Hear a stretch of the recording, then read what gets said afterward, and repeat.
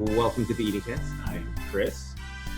And I'm Vincent. And today we're joined by Jannelle So.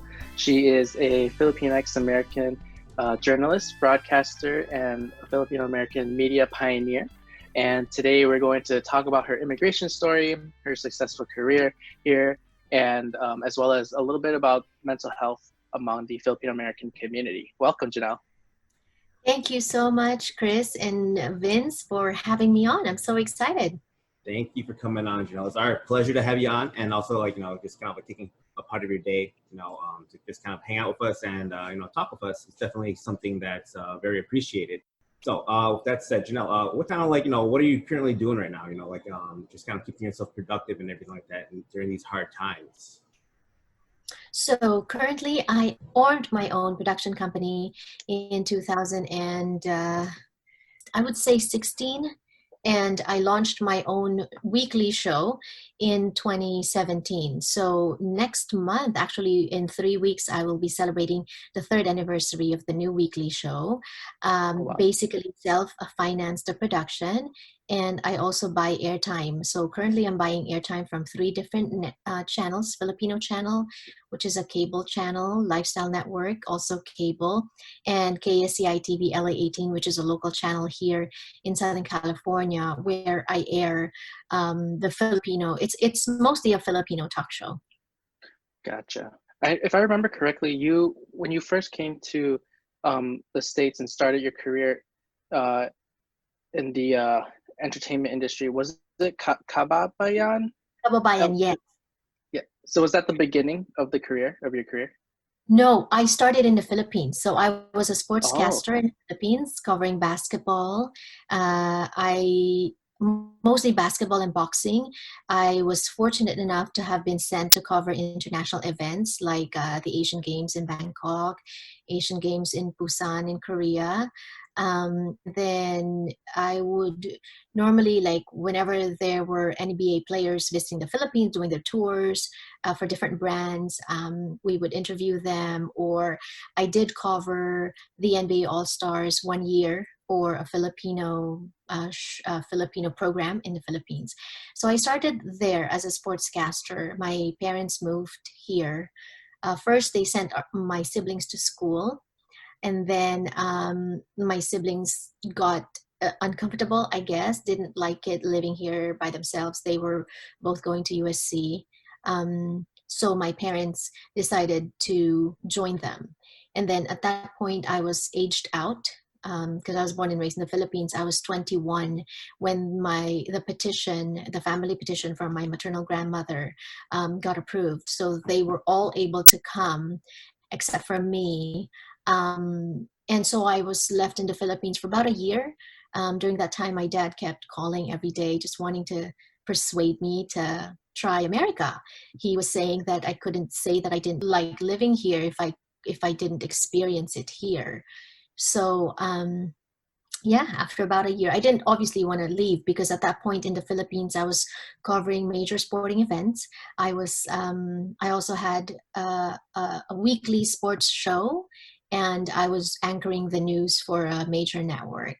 But then I figured, I was still young, might as well get experience in the States. So I moved here first on a student visa. Wow. That must have been hard though. Like you had your whole career built in the Philippines, and then, what were your thoughts and feelings, what was that final push to say, okay, I could put this career to the side to go try out America, to risk it all? Yeah, I started my career in the Philippines in 1995. I was still in school. I got discovered, so to speak, at school, and then I left in 2002. So 1995, 96, 97, 98, 99, 2001, 2, around 7 years. I just figured, I didn't want to leave, but my parents, my siblings, they were all here. And to me as a Filipino, and I always say this when I host public gatherings or events, when I speak, the 3 F's of the Filipinos, family, faith, and food. not necessarily in that order. So I chose family at that point because I thought that, like I said, I was still young, get experience here first. When I first came here, I was compromising with my dad. I was studying to find out for myself if I liked living here. And my dad said, if you finish your course and you realize that you still don't want to live here, then it's fine. At least you've tried it. You can't say you don't want it if you haven't tried it. So at least try it. And then I figured, international education, even though it was only a certificate course at UCLA Extension, would still be would still hold weight if, let's say, for example, I wanted to go back to the Philippines and continue my career. At least, I had like that 9-month experience of studying abroad. Right. Did your parents ever try to push the stereotypical nursing career on you? No. No. I wonder where that came from. Yeah. A lot of the Filipinos, because it's very stable, right? I had wanted to become a lawyer, actually. And I think that's why my parents didn't push me to become a nurse, because I'd wanted to become a lawyer. But then I wanted to take up a course in journalism or communication. In that way, if I didn't want to pursue 4 more years of school, I will have a career. So I took up communication arts. And then during that time when I was in college, that's when I got discovered to do TV work. And I guess I just decided to stick to it. Wow. Yeah. That's awesome. So was the process to immigrate here, it wasn't that bad, right? Difficult. It was? It was. First, for somebody like me, they were very strict, especially if you were a female and at a marriageable age, which at that time, I can't remember, I think I was in my mid-20s. I had to give up. I had a tourist visa. I had to give that up in order to get, so I had to, as a tourist, I came here, I applied at UCLA Extension, and then I had to fly back to the Philippines and to wait for the approval, the admission or acceptance at UCLA Extension. When I got that, I used that to apply for a student visa. When they gave me my student visa, they revoked my tourist visa, and I was here on a student visa, but I wasn't allowed to work. So I was just basically a student. I couldn't earn money. I wasn't allowed to work. And it was tough, and even after then, even after that, to shift it to a work visa and then another work visa, it was tough. It was I would say like a 20-year, and a lot of like lawyer's fees and filing fees and all that. Oh my gosh. That's crazy. That's definitely a lot in a sense, right? Like just uprooting your entire life to now try something new, right? Or try something different that you've never really experienced before, right? And walk out of your comfort zone to come to America, jump through all these like legal hoops that you had to jump through in order to just be here and experience America while going to school and unable to work. So you weren't really able to see like if you're able to get any like work experience here, right? You weren't really able to see like what the benefits were for you, at least, right, as a caster or a newscaster and everything like that, working on TV and everything. So like, how was that transition? Like, let's say like when you came over here and like, you're oh, I can't work because I'm on a student visa. Now I have to just go to school and everything like that. What was that like for you, right? Like kind of like just having that mentality, like, well, I'm experiencing, America, right, as an individual, as a student, but I'm unable to work. Did you have any like doubts in terms of like kind of coming back and everything like that? Oh, for sure. And I experienced a lot of lows. Like also UCLA Extension classes are designed for people that are working. So my classes were, I think, if I remember correctly, Tuesdays to Fridays from 6 p.m. to 9 p.m. So during the day, I had nothing and I didn't drive. So I was, I was at home. I would wake up. The Facebook was not yet at that time, so it was Friendster and MySpace. And then I would go online and I would see all my like co-hosts or colleagues in the Philippines that were like doing well in their career, and I'd be in my pajamas, surfing the net, like feeling bad for myself that I was in my pajamas at like 2 p.m. or 3 p.m. Because I didn't have to go anywhere until 6. So that was tough. It was I would say that maybe the first maybe 6 months I was always that like that, and then at night I would always argue with my dad for forcing me to try it out here. You guilted me. Yeah. Yeah, that was, and then I, at that point, I thought that maybe I had turned my back on broadcasting, and I was on my way to looking for something else, because after I'd finished my certificate course, I had, I think, 2 months of, or 1 year of OPT, which is optional practical training, where I could work, but just for the year, just to get experience. If I found an employer that was willing to sponsor my visa, then well and good, I could stay. If I didn't, then I'm done for. I need to go back to the Philippines. So Right. I applied for work at this Filipino American newspaper at the end of my OPT, and they said that they would sponsor my visa, but only if I did advertising sales, which I had no idea what to do whatsoever. So I had to, because I had wanted, at that point I was already getting comfortable here in the States, and I figured, might as well just keep pushing myself. So I did that. And then, so that newspaper sponsored me. And then when LA18, my old station, held auditions for this Filipino show that they wanted to do, I auditioned. I also didn't get a call back for like 3 months. So then at the time I was thinking maybe, I liked advertising. The money was good, and advertising money is good, but I was missing the TV work. So I was already planning to go back to the Philippines. And this is a funny thing, because when I finally got a call back, I was just finishing a gig. I think I was covering the NBA All-Stars in Houston during that year, 2006. And I said, after I finished covering that, I would go back to the Philippines. Before I went to Houston, I got a call back from LA18 and said, why did you come in for a second audition?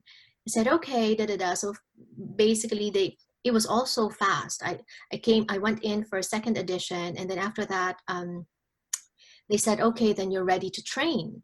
Can you start coming in, can you come back tomorrow and back every day until you're ready to go on air, and we'll train you. Obviously, because I had experience, it was a little bit easy. What I struggled with was the production part. I wasn't a producer at that point, because in the Philippines, we had producers. If you're a talent, you're just a talent, So I had to train in producing, looking for stories, blah, blah, blah. And then they said, okay, you're ready. We're going to launch on Monday.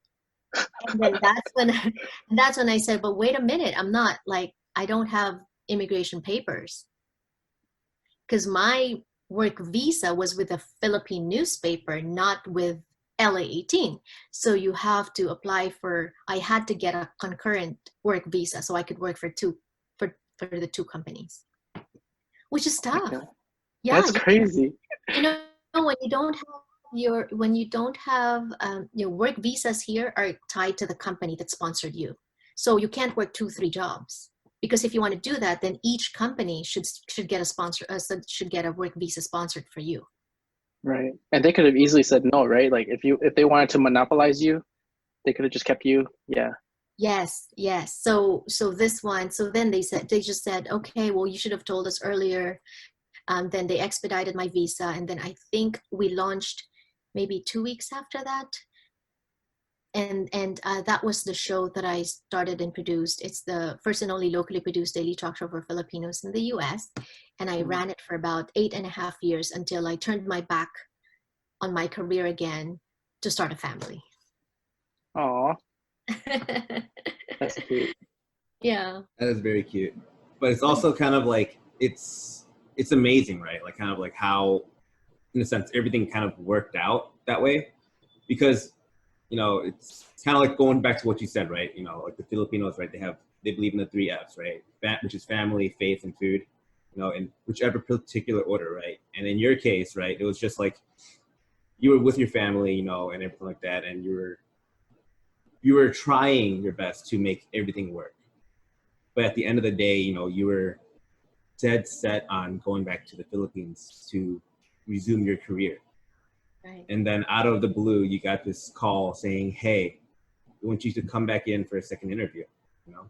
That's kind of that's the beauty with faith, in a sense, where it's like when you least expect it, God gives you this other chance to like really pursue what you want to pursue. Right? It's like, you know what? You put in your time, you put in your work, you log the hours, you tried it. So here's your reward, in a sense. It's kind of like, I love this analogy. I forgot where I heard it from, but like, it's pretty much like when you feel like you're at your lowest in life, right? Imagine yourself like, kind of like the arrow in a bow and arrow, just being pulled back, right? All that suffering, right? It's just the arrow being pulled back right before you get shot and launched. Oh, I like that. Right before you launch, right? Mm-hmm. Oh, that's awesome. I really like that. Yeah. Yeah. So that was like your launching point right there. Yes, beautiful. it was a little bit, I think, and and I've never looked back since. And then, like I said, I was running that show. It became the longest. It was actually syndicated in Hawaii too, and then it became the longest running Filipino talk show outside of the Philippines. But then again, I turned my back again, once again choosing my family, and that's when, like 2 weeks before my wedding, that's when I decided to leave that job again. And I thought that maybe I'll be a homemaker, but then I couldn't not do that for the Filipino community. Yeah. So as an all-star in your career, do you ever run into like fans and they're like, "Oh my God, Jannelle"?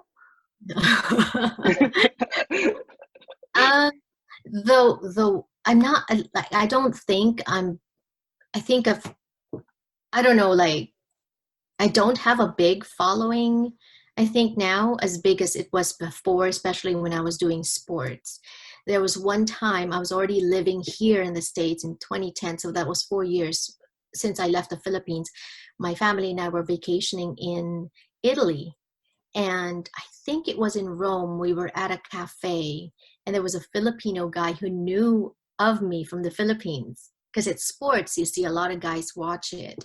And so there he asked take a picture and all that. So that was, that I thought that was cool. Nice. As long as they're not creepy about it, right? No, they're good. Yeah. So it's fun. Yeah, because I catch myself sometimes when I see someone I really like a celebrity. I'm like, oh, how do I approach them not creepily? Your brain just shuts down and everything like I know. That. Oh no. That's poor Vincent. But yeah, so kind of like, so after, obviously like leaving the station again for your talk show for starting your family and everything like that. And then after starting your family and then, like where you are now with your beautiful children and everything like that, what made you kind of, or obviously you still had that itch, right, to kind of like come back to the industry in a sense. Mm-hmm. So with that said, like what's kind of like your current like project or like your current goals with this said company that you just decided to, I'm going to go for it again? Well, number one, the Filipino American community, we're big. In Southern California, we're the second largest immigrant population, next to the Hispanics. In the US, we're the second largest Asian immigrant population, right next to the Chinese. But if you look at our media landscape, the Chinese, they have a ton of like Chinese TV stations, radio stations, and newspapers, whereas the Filipinos, we only have 2 paid premium tier cable channels, which means for those who don't see point in paying a lot for cable. They don't get Filipino stories. And so that's one. I think it's a niche that needs to be, or it's a gap that needs to be filled in the community, right? And then secondly, for my children, I think that I want them all the more than now, more than ever, I want them to grow up, seeing stories that like now for COVID, right? There's a lot of accurate information out there. I know there's a lot of disinformation as well, but there's a lot of accurate information. But what I try to do on the show is tell it in a culturally relevant way. So when we talk about frontliners, so we talk about the Filipino nurses that don't have PPEs, that are struggling. I interview Filipino nurses. And when we talk about underlying conditions that makes COVID deadly, we talk about diabetes, because there's a lot of Filipinos who struggle with that because of the Filipino diet or lifestyle, whatever. So that's how we discuss things, and I think that's needed in the community, especially now, because you're not just especially when there's a lot of anxiety and fear. That's what you need. You need knowledge to empower you, but also how does it apply to your life? And if it's so mainstream that you're not familiar with that kind of experience, you don't really understand it for yourself. Right? Yeah. At what point in your life did you kind of take up this as your personal responsibility to fill in that gap? Was it in the beginning, since you were in the Philippines, or when you came here? When I came here. In the Philippines, I was doing sports, so it was mostly like, sports. But here, especially when I started that show, which is very Filipino, and like I said, it's the first and only, it was a groundbreaking show. I saw the need for that in the community. So when I left, like I said, I thought I was gone again for good, but I figured there's still a gap, especially I think 2 years after I left, when I left, they replaced me with somebody else. They changed the name of the show, changed a lot of things about it. But then 2 years later, the station eventually cut the show. And so now there's there's one less show, So, yeah. So now, and then now you have your own thing, and you're trying to make sure that skyrockets too, right? What's the name of the show? It's called Jannelle. Yeah. Yeah, there it is. So Jannelle. Yeah. Yeah. So my name is Jannelle So. So my show is called So Jannelle. I have, Nice. yeah. So I have segments like now with COVID, we have So Informed, we have So Cool, we have So Hot, what's trending, we have So Inspiring, some of the stories of the Filipino frontliners, for instance. When I started it, it was more of a passion project. And it enabled me to control my time so I can take care of my children, because I want to be hands-on. And I didn't realize that now we're celebrating our 3rd anniversary next month. So what are you going to do? What are you going to do to celebrate? So we're planning a virtual gathering. What's interesting is when I didn't even celebrate the 1st anniversary of the show. We didn't also celebrate the 2nd anniversary of the show. But I think now we need reasons to celebrate, because it's so dark and it's so depressing and it's so tense. I think we need it for our mental health. We need to be able to be reminded of what's positive in the world, because like I said, it's so easy to get down. I notice it in myself too. I get moments when I'm like, I don't feel good, Is there a stigma around like talking about mental health among Filipinos? Yes. Also, the stigma is I'm a proponent, and I advocate for and I tell people to go see a therapist, see a counselor. Because I do. when I, feel like I need it. These are the people that are trained, and their training is backed by science, and they know how to give you advice, or how, to help you get out of that rut. But mostly Filipinos, they don't. There's two kinds. Those that are so, because Filipinos are very spiritual as well, like I said, faith. So some that are so far right about their faith are saying that, oh, it's only God can help you. Just pray, you know. But then there's also others who just simply don't, like the machismo. A lot of the men, a lot of the Filipino men, they don't like that. They don't agree, or they don't see the value in that. Was it like that in your household? Oh, sorry. Oh no, you're fine. But yeah, like that's very interesting though, because it's like I'm sorry. I said that's very interesting because that's actually really common in.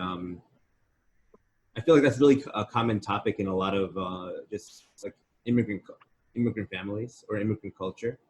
It's like we don't want to talk about mental health. We don't want to, talk about feelings and everything like that, especially if we're men and stuff, just because like they feel like that's kind of like a sign of weakness, or like a kind of a demeanor that's like going in the wrong direction, right? It's like we're always raised with the idea of, right, of like you have to be strong, you can't show emotion, you can't, do anything that kind of like puts you at a disadvantage mentally.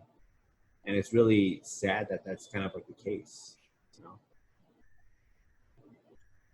Right. Yeah. Like you can't show vulnerability. You have to, and there was a time when I was talking to this one very accomplished media personality, and I said, what advice can you give the viewers, blah, blah, blah. And she said, never let them see you sweat. But it's coming to me now, at that time, like years ago, wow, that's laudable. Never let them see you sweat. But then now, I mean, through the years, I think humanity has developed. We have to develop. We have to go by the times, or with the time. And it's not like that anymore. I think you should tell people what's bothering you. You can't not let them see you sweat, because if you are doing that, you have to show a little bit of vulnerability. You have to be able to ask for help. There's no shame in asking for help, right? So that's what. Yeah, you're right, absolutely right. And it's just like, it's just showing other people that you're human and that you can relate to that person. Yeah. A lot of times we just we put on like an armor, we put on that mask and just like, it's okay, don't worry about me, I'm just gonna do my thing, and as long as I can accomplish my goals, I'm not worrying anyone else. They can do their own thing. But that's not how it should work. And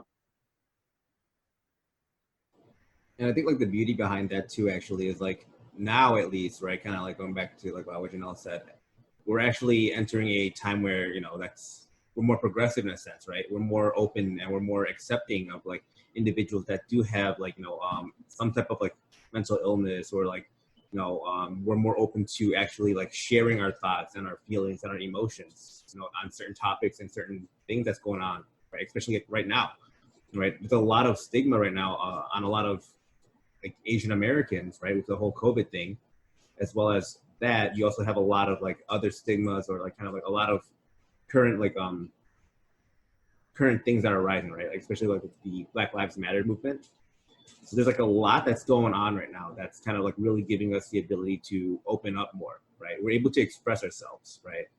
And it's in a sense beautiful, right? Because now at least it's kind of like we're like a budding flower in a sense, right? We're really able to see the fruits of the trial, right? In a sense, where before we had to be stone cold, we can't share emotion.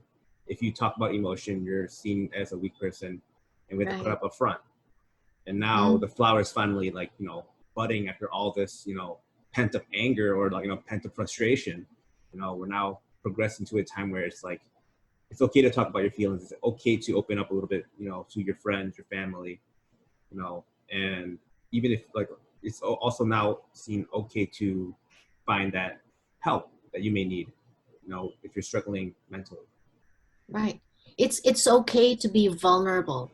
And I think this is also a result of the social media culture that we're in, where the first instinct is to show the perfection or the perfectness. That's why there's filters, that's why there's editing apps, that's why there's a lot of things that so you can project perfection in your outward life. But um, and so I think there's a revolution against that that's now slowly speaking up that, hey, life is not like that. Life is not perfect. You know, you can't always be happy all the time. That's not possible, you know, and things like that. So also on the other side of the spectrum is the perfection, but on the other side of the spectrum is the actual reality. Mm-hmm. Have you ever tried getting your parents to talk about their feelings? Uh, my dad is very open about his feelings. Okay. So especially when he's angry. So Right. yeah, I didn't. There was no. Yeah, I didn't have to try. My parents, my mom is a little bit more timid, but I also quite know how they feel about things because we were raised. We were very open, and my husband would say confrontational because then if you know somebody you know said something, like we wouldn't, like, you know, there's two kinds of families who never talk about anything because they don't want to ruffle feathers, and families who talk about everything, and in the process we ruffle each other's feathers. So we're that kind of family. Feathers everywhere. It's like a chicken coop. Oh no, Is that all my an chickens got all the feathers Asian, everywhere. is that an Asian thing, you think? Or is that because my husband's English and apparently in their culture you don't really talk. Really like confront like each other in that kind of sense. Yeah, or you don't talk about problems. Um, Whereas, yeah. I would say that's dependent. That is dependent on like the household and the family. You know, for instance, like my family, right? Like my parents are divorced and everything like that. But yeah, like my mom, like whenever I moved my mom and everything like that, we'd always talk. We'd always talk about like, you know, like current things that's going on, right? Especially since like, you know, my stepdad actually passed away a few years ago. We talk more now, and just kind of like taking on that role of like, you know, just kind of guiding my younger siblings over there to, you know, try and do something better, right? Just try and go, like, at least go to school, right? If you don't like it, you know, at least you have a degree, right? In some field, you can still pursue what you like, you know, on the side, extracurricular, you know, at least that way, you know, you're not, I like to say like, you're not putting a lot of stress on mom, because like she's really stressed out because she's on her own right now, taking care of 2 children. Right. And I'm like, just, how old are your siblings? so yeah, my oldest sister over there is 18. No, Okay. she's 18 right now. Okay. And then my younger brother over there, he is 13. Okay. Oh, that's nice of you to, you know, guide them and talk to them. Yeah, it's hard. It's Older. really hard. Yeah. Yeah. Are you gonna be that older brother that judges her boyfriend? Oh, dude, I'm gonna be the older brother that's like, have you ever watched what you call it, Bad Boys? Bad Boys I don't 2? think so. Oh yeah. So Yeah. it's like Will Smith and Yes, and yes, then, yes, yes. yeah, I'm gonna be that uncle, you know, that's like, you know, just like You're going gonna test break. him. Yeah. Yeah. Yep. Oh no, boyfriends beware. That's just that's how it's gonna have to be though, you know. It's like Put him I on the care hot about seat. him. Yeah, I care about him, right? Yeah. Pardon? She's 18. She's Yeah. probably dating already. Yeah. Do you have a say in that? Honestly, like as long as they treat her okay, you know, it's like I'm okay with it. Right. You know, as long as they're not doing something bad, you know, they won't be seeing me. Yeah. That's all I can say. As long as they're buying her chicken nuggets and McChickens. Yes. Whatever high schoolers can afford nowadays. Yeah. I Boba, yeah. right? I see a lot of like That's what they do, yeah. yeah, Yeah. yeah. Yeah, our Gen Z is really into the whole boba hype. It's crazy though, like the amount of money they spend on boba. Like I saw a post, right, of this one individual like monthly spending on boba, and it was like several $100s. I'm like, that is What? crazy. What's that? Boba every day or like 3 times a day? I don't know if it's every day, but like if you think about it though, right? Like one is like what, like around like five, $7, Yeah. right? Yeah. And it just adds up over time, you know. Like let's say, you know, Right. you're not just buying for yourself. Let's say you're buying for a friend or you're buying That's for, you right. know, your loved one. Yeah. You know, it's like it adds up Mhm. real fast. They're so good though, and they're so addictive. One There's so many flavors. Yeah, and the different brands have a different distinct taste, Yeah. flavor. I remember one time I was laughing at myself because I got into that thing where I was always drinking boba, just not too long ago, like months ago. Yeah. And then I tried to control it because there's a lot of sugar and you know I need to keep watch my weight, blah blah blah, it's unhealthy, da da da. So this whole time I was craving and I was trying to stop it. So I went maybe 4 or 5 days without, right? And finally, I remember it was like, I think a Friday or a Saturday. I remember I said, okay, I've gone 5 days without it. I think I deserve a treat today. I'm going to go and get myself a boba, right? So I drove and I got there. I realized that I left my wallet at home. So that was God's way of telling me. I was like, wait. I was like, she got the biggest boba size that you can get, and then she got like 4 of them for the rest of the week. I was expecting that, and it's like, oh, the wallet. I know. I left my wallet at home, and I think that was God's way of telling me, you know, just going without boba. Yeah, So I was gonna say that. Yeah, I haven't had boba since. Oh, nice. You know, you can make your own, right? You could buy stuff to make at home. My brother-in-law does that. Actually, no, that's okay. So then I had boba last Father's Day because we had a family gathering. My brother-in-law makes his own, and brought it to the gathering. So it's probably healthier. Maybe. Yeah. Maybe. A lot cheaper, for sure. A lot cheaper. But right? I'm not sure about like if it's like 100% more healthy. Yeah. You know, because you never know. You know, because your sweet tooth may be like, I could use a little bit more sugar in here. The actual beans, though, do they have sugar? Is that fattening? It's like a gelatin. It's like I can't remember like what. Oh, the tapioca. Tapioca, yeah. Tapioca, yeah. So it's starch. It's starch. So it's definitely sugar so heavy. then that's also carbs, yeah. Oh, that's bad. Mm-hmm. And it expands once it's in here. Expands, and it's not a good time for anybody. Oh no, you just fill yourself up with boba, and then you'd be good. Because then you're like, oh, I ate enough already. Don't worry. Right, seriously. Wait, so since we're on the topic of snacks and foods, Jannelle, what are your thoughts on Jollibee? I love Jollibee. Oh my gosh, have you tried Jollibee? Yeah. Yeah, I love Jollibee. I grew up with Jollibee. I really like the I don't know what's up with it, but like the chicken, it just tastes so good with that gravy. Yeah. I don't know why. How like crispy on the outside, but then inside it's juicy and yeah. I say that it's better than Popeyes. I don't. That's me. There's gonna be a lot of controversy. I'm convinced that it is, right? Yeah. And it's good with rice because of the gravy, but it's also good with their noodles. Have you tried the noodles, the spaghetti? The spaghetti? Yeah. Yeah. The Filipino spaghetti is a little bit sweet, with hot dogs. Yeah.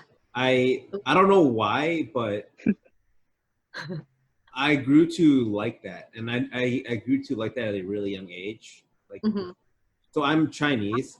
Yeah. But like, my grandfather, he was born and he's been to the Philippines a lot, like numerous times, and he's a cook. So as a kid, I would remember like just eating a lot of like traditional Chinese home cooking, right? Right. but also like whenever I was there, he would also make like this like spaghetti, right? I would just be, oh, it's spaghetti, you know. And then to me, that's what spaghetti was, right? That super sweet, like with like Sweet. that super sweet spaghetti. Right. And then when I go out to like all these like Italian restaurants as a kid, I'm like, what is this? It's not spaghetti. Yeah, exactly. There's no hot dog. Wait, where? It was so weird. I'm like, this does not taste the same. What's going on? So wait, so are your relatives from ancestors from China or Taiwan or? Yeah, so my ancestors are from China. Everyone grew up in, or for the most part, majority of my family is from the Guangdong province. Mm-hmm. So it's like everyone's in that general area, a little bit like north, a little bit of west and east of that, but for the most part in the Guangdong province. Guangdong, yeah. What about you? Oh, sorry. Yeah. Oh, yeah, go ahead. And Vince, are you Chinese Vietnamese? Yeah, Chinese Vietnamese, and apparently I took a DNA test and it says I'm a quarter Filipino. So Wow. I don't know. Yeah, I know, right? You know, maybe that's why I like the spaghetti. Oh, I was just reading about the DNA test. Was it last night or this morning? I woke up at 3 a.m. But yeah, it's interesting, right? How you trace. Mm-hmm. I just don't think enough Asian people are taking it, so the data's all over the place. You know, that's true. That is definitely true. Right. Because like a lot of times, what'll happen is like our parents, at least, they'll be like, "Oh yeah, you're 100% Chinese, 100% Chinese. You don't have to take a DNA test. I vouch for all your ancestors." And then I'm like, "But mom, you understand that in general, right? There's a lot of like trade ports, a lot of freaking like yes. a lot of trade happening. So like there's Europeans, there's other other Asian minority groups, kind of like intermingling right within the history.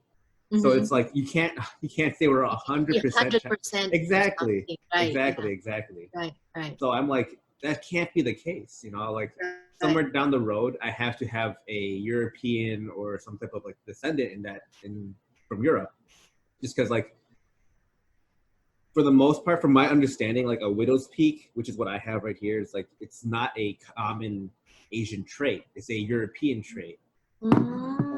So I'm like, there has to be some European in me, somehow down the road. I don't know how, but some. Yeah. Huh. That's interesting. Yeah. No, but I was reading set up some kind of survey. How many Asians have widow peaks? Exactly. Oh, so is that what it's called? Yeah. I don't know how it got the name, but yeah, that's what it's called. Right. Why are you covering it? No, I'm not covering. My hair's just long. My hair's just long. Of your European. Not your hair like that. Yeah, show it off. Yes, like that. Oh, that's not working. It didn't work. My hair's not long enough. I see it. Yeah. Chris, I don't know if you know this, but just last year, I learned that there were like Chinatowns exist outside of the country of the United States. Yeah. Like I didn't know there was Chinatown in Mexico and there's a Chinatown in the Philippines. Everywhere. Yeah. In London, there's Chinatown, right? Mm-hmm. Yeah. Oh, well, that I know. Yeah. They're everywhere because of the fact that like they were little communities, right? Like obviously they were built because of segregation, unfortunately, but it's a place where a lot of immigrants, right, especially first-time immigrants or like first of their generation or first of their family, when they like move to a different country, right, trying to experience life outside of their homeland and everything like that, it gives them a sense of comfort, right, because everyone there speaks the same language and they don't have to worry if like oh, I don't understand this, I don't understand that, right? It's like everyone there speaks it, right, and if you need help, you can usually more or less find a friend or someone there that can help translate for you or help you along the process of like paperwork or anything like that. Yeah. Jannelle, I wonder if you have like Chinese blood in you. Yes, I do actually. I knew it. Her last name's a giveaway. So yeah, my dad's grandparents, I think, grandparents migrated from Taiwan. Oh. Oh. Oh, she's Yeah. of Taiwanese blood. That's Yeah. my dad speaks Taiwanese. Oh, nice. Yes. So here's And the funny thing though. It's like Taiwan is seen as the true or the pure, like the pure Chinese, right? The authentic Chinese, because everything that's going on right now in mainland China is like all, just a publicity stunt in a sense. While Taiwan, in a sense, is still like really cultural, right? They're still keeping to the roots, and everything like that. And it's really interesting that that's kind of the case. I love Taiwan. We've gone a few times with the Taiwan Tourism Board when I was at LA18 to to report on tourism stuff, to visit tourist places. Isn't it sad how we can't travel anymore? so sad. Yeah. Well, some people still do, but I wouldn't risk it. Jannelle, can you make a segment called So Sad?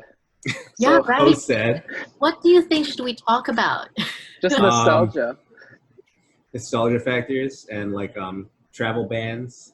Right, you're right. So sad stuff. The quarantine, like what normally when you travel, you designate like maybe 12 to 14 days in a place. Yeah. Nowadays, because of the quarantine, by the time you're done quarantining, you're coming home, right? Because that's the 14 days. Yeah. I didn't even think about that. Like, I thought that was just here. Like, when you come back, you gotta self-isolate for 14 days. And then it's like, oh, wait. But if you fly to a different country, you should isolate yourself too, in a sense. Sorry. Just keep isolating yourself. Yeah. You never leave the house. No, that's like a month gone. If you think about it, it's like you're like over there wherever you are for like 14 days. Just isolated. Okay, I get 1 day to myself before my plane. You lose sanity. And then you move back, and then you fly back, and then you quarantine again for 14 days. So that's like almost 30 a month of your life quarantine. That's a month in quarantine, right? I mean, I would take a month of quarantine. Considering like we've been quarantined already for just under 3 months. However many months, and I think that's why people are becoming more careless and going out more, and that's why I think yeah. That's just me, but like I still don't want to risk it. I have young children. Our house is getting renovated, so we're back and forth with my parents, and so they're at risk. So I also can't be careless. Definitely. But it's so sad how these people are still out there. Yeah. Insisting on not wearing a mask. I know. Jannelle, have you experienced any like racism or any attacks due to COVID? Or have you been pretty safe? Pretty good? COVID, no. I think it's because we've just been hunkered down at home that I haven't really experienced anything like that. No. Yeah, that's for the best then. Just be safe. Although I have experienced racism.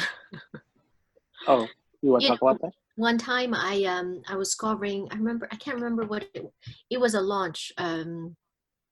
Remember if it was an album launch or a song launch for the Black Eyed Peas, and I was there doing the carpet, and that left a sour taste in my, just about covering the red carpet, because I was there, because when you cover the red carpet and there's they do have spots for you at the press line. But, when you're a reporter and you're gathering news, you can't not be aggressive. You have to be aggressive. You have to stick yourself in there so that you get the best spot, the best, whatever, right? Or even just so that the artists will stop just to talk to you, right? So I was there, and I'm short, fairly. So I was trying to just like inch myself, right? And that was my spot. But all these like big, like white people, like camera people, were just there with all their gear, and obviously they were doing this, and obviously you have to duck because otherwise you get hit, right? Mm-hmm. And so I heard it, this white dude, camera guy, just talking about this chink that's like trying to get his spot. And I did look at him, and I did say that, no, this is my spot, and I'm just like this I'm taking up this tiny space, whereas you're taking up so much that you're you're encroaching on my space, actually. But it didn't stop him. He just kept like muttering like racist stuff under his breath. And they arrived, the Black Eyed Peas, I think was Apple the App, who's also Filipino, arrived, talked to me, and then I just left. Screw that guy. You must be salty because he didn't get any coverage, and you got immediate coverage because of the member. Right. But I was going to ask you guys that too, because I was just with my interviews with people, obviously now with Black Lives Matter, with xenophobia, because of the COVID, a lot of people are also more vocal in standing up to racism, right? But I interviewed this woman as well, fairly successful. She actually lived in Sweden, and she moved to Italy at a young age to study painting. And then she moved to Sweden, and she lived in the US, worked for the United Nations, ended up marrying a guy, very popular, like, would throw parties with like the Clintons, and very successful, right? And I was interviewing her, and I asked about racism, and she said, which might be controversial, I don't know, but she said, I have trained myself to ignore malicious comments, that when I encounter things like that, I look away and I walk away. And if you think about it, that's probably what I would do too, although I would probably say something, but then I wouldn't insist. I wouldn't get into a fight. But some people are doing that. I mean, what do you guys think about that? Would you say something and get into an argument, or would you walk away? So for me personally, I truly believe that everyone fights differently. Mm-hmm. So, it's really up to you as a person to know the time and place to speak up. For example, during COVID, when I was walking down the sidewalk, this guy, he was mumbling like super racist stuff to me, and he like quickly ran to the curbside to get away from me, right? Obviously, yeah. Right. And then two things happened. I could have started getting aggressive. I could have started yelling and like, what the hell, like, whatever, just call him out on it. Or read the situation real quick and see, okay, that guy's probably on some drugs, because you could see the way he's acting. So and you also don't know what weapons he's carrying on. So at that point, I decided I'm just going to keep walking. Yeah. So you just have to quickly assess. I don't think there's one way to go about fighting it, such as that person you interviewed. I don't think I would always stick to one thing. Just adapt and just know when to speak up. And it's always, someone always talks about brains over bronze. So just be logical about the things and practical about the things that you decide to do. I don't know. What do you think, Chris? Yeah, kind of like bouncing off of that, actually. It's definitely situational dependent, because, a lot of situations that you do encounter are going to be either extreme one direction, extreme the other direction, or just kind of like in the middle, where it's like, you just made a dumb comment, So it's really situational. If it's kind of like, in the middle, where the person just made a really bad or poor decision or a poor choice of words, that's when I'll be like, more like, hey, that's not really cool. Do you know what that really means, and everything like that? And then I just kind of like try and educate them a little bit more on the subject matter. But if it's on the extreme side, I try to, I tend to, I used to be a real hothead, but now I'm not like that anymore. So with age. Yeah. I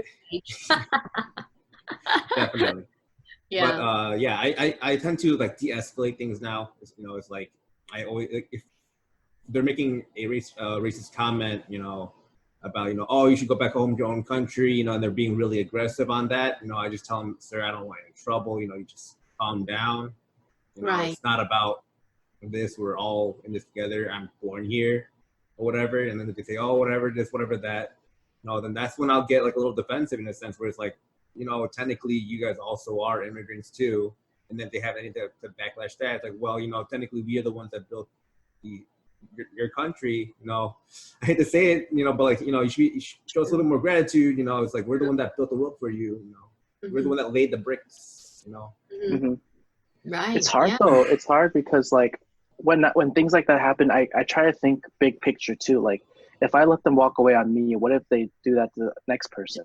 Right. Right. Right. But you know what? That won't So stop them. I think racism is largely caused by ignorance. Mm-hmm. And whether you're ignorant because you haven't had the education or you refuse to understand the actual facts behind, So either way, I think if you're attacked by someone who's ignorant, um, I think that saying something back might make them think, but for the most part will just make them defensive.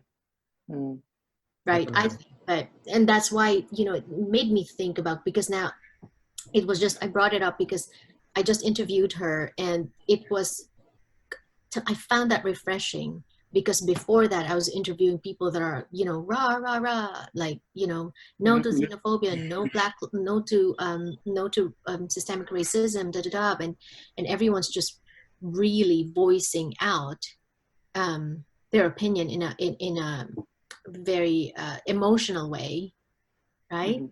Um, but I thought that was a different perspective, and you're right. Different people fight battles differently, Mm-hmm. Mhm. right? Yeah. Yeah. And it's, again, like kind of like going back to that, right? It's like it is dependent on the situation. You know, obviously you don't want to potentially start a fight with someone that because you never know, right? Like what are they carrying on them, right? Exactly, And it's like exactly. it's kind of like going back to this thing where me and Vince, right? It happened to us. I was driving him home, and Hmm. then this guy just like he just cut in front of me. He hit the corner of my car, came out of the car, and he was like talking like he was on something. He was like wired on something. I don't know what it was. Oh my gosh. And yeah, it was just really crazy because the guy just kind of came out, confronted me, started talking, like saying this, saying that, saying like, why am I following him? Why am I doing this? Why am I doing that? I'm like, I'm not following you. You just happened to make the same left and then the same right. Right? And then, it's like, oh God, I don't know. It's crazy. Especially road rage, it's so scary, Yeah. because that's when you hear a lot of the people, like you're right, you don't know what they have in the car. Hmm. And he Yeah. looked like he was anxious and panicking. Like he looked like he was trying to hide too. So Oh, the okay. fact that he thought we were tailing him, he probably Yes, was paranoid. Yeah, yeah. paranoid. So Yeah, that's the word. how did that end? He You just just got back in drove. his car and just drove off. He Okay. sped off. Yeah. He sped off. Okay. After Yeah. hitting my car, I'm like, oh, no. And And I thought I was helping Chris because I was like, I got the license plate, bro. He but he had two letters flipped around. um, uh, but we Yeah. found him anyway. Well, Yeah. they found him, or you saw him, or whatever. oh, good. Yeah. I ended up not going through that route to fix the problem, just because, or not fixing the problem, but like going through the route of Revenge. correcting the license plate Yeah. because it just wasn't worth it. Right. Oh, Because he's gonna get a report, Mm. Mm. and it's gonna have my name, my address, and everything like that. And it's like I don't want they trouble. give that? Huh? Yeah. They give It's your public. address? It's public info. Oh, is it? I Yeah. didn't know that. If I'm you pretty sure. Oh, Yeah, because because it was a motor accident. It was a motor yes, accident, yes, so it's yes, public yes. info. Yeah, public. Yeah, Oh, yeah, public document. Yeah. wow. Hmm. So I That's was like, smart. you know what? Fuck it. I was Yeah. like, whatever. Yeah. Yeah. I just bit the Just bullet. ignore the malicious comment. Ignore. Yeah. Walk Ignored the away. malicious comment and the malicious person, and I said, you know what? I'll take care of it on my own. Be the yeah. Whatever happens to him in the future, I wish him luck. But karma's coming for But whatever. That's the way I see it. It's like there's no point in like pressing the engagement, especially if he's already on edge like that. Yeah. Like obviously, I wish the guy the best. I don't wish him death or anything like that. But like Right. when he's going and he's walking in such a thin line, like life is gonna catch up to him. Exactly. Yeah. You If know, it's it's not like, you, somebody yeah, will. Yeah. yeah. Yeah. All right, so that's about the time that we have left. Jannelle, I wanted to ask you one question that we always ask our guests, which is, what's one last bit of advice you would like to leave our viewers and listeners? Okay. What? So for your audience, right? I for okay. Wait, hold on. For parents, have it like what about love? About what? So anything, right? Like, Anything you want. Anything you want. let's say this, okay? Like, what's one piece of advice you would give your past self? Mm. Right? So it'll make it a little bit easier on you, right? Because like a lot of times what happens is like, you know, we struggle with developing questions for like a general audience in a sense where it's like, Mhm. oh, what is one last piece of advice to leave for someone? Like, oh, I don't know. I have so much advice, you know? Yeah. I would probably, and that's what I did. That's what I did, is always to always choose family. Mhm. And now that I'm a parent, just in case you have parents listening, if you have a choice between work and your children, always choose your children, because your parents, your work can replace you. Even CEOs can be replaced, Yeah, but your children will not be able to replace you. I love That that. was deep. I really Yeah. love So that. short and sweet. That's actually very like, yeah. That I is can't. actually. My ferrets cannot replace me. I have 2 ferrets. That's sweet. Mm. I love that Uh, actually. That's really deep because we tend to overlook the fact that we have such loving parents, or you know, or such loving family, that we just tend to overwork ourselves and just focus on our career and our futures. That the time flew by, and now our parents have, like, let's say, you know, just a very limited amount of time left. Mm. Right? It's like, holy cow, mhm. where did it go? Yeah, to me, yeah, I think it's always choose family. And that's what I've always done. And I think that a lot of the ills in the world right now can be maybe reversed or healed or cured if people just started with their families. You know, you spend more time with your children, you see how they're growing, you pass on, you know, your values, and you, Yeah. yeah, I like that. yeah. Thank you. And then where can people find your show, your social media? Go ahead and plug it away. Yay, thank you. So my show, it airs on the Filipino channels. If you don't have the Filipino channel, and if you live in Southern California, it airs on a local channel called LA18. On social media, I am at So Jannelle, but you spell my name JANNELLE. So double NELLE. Awesome. Yeah. All right. And then for our viewers and listeners, you can always find us, the Eating Cast, on all platforms: Instagram, Facebook, Spotify, Apple Podcasts, YouTube, you name it. We're on all those platforms. Check us out. If you have any guest recommendations, send them over. And if you want to participate, if you want to have your questions featured for the guests, DM us those as well. Awesome. All right, and Thanks for again, having me. thank you, Jannelle, for coming on. And for our viewers and our listeners, we just want to thank you all for tuning in. And with that said, we'll catch you guys in the next one. Take care, and bye-bye. Bye. Bye.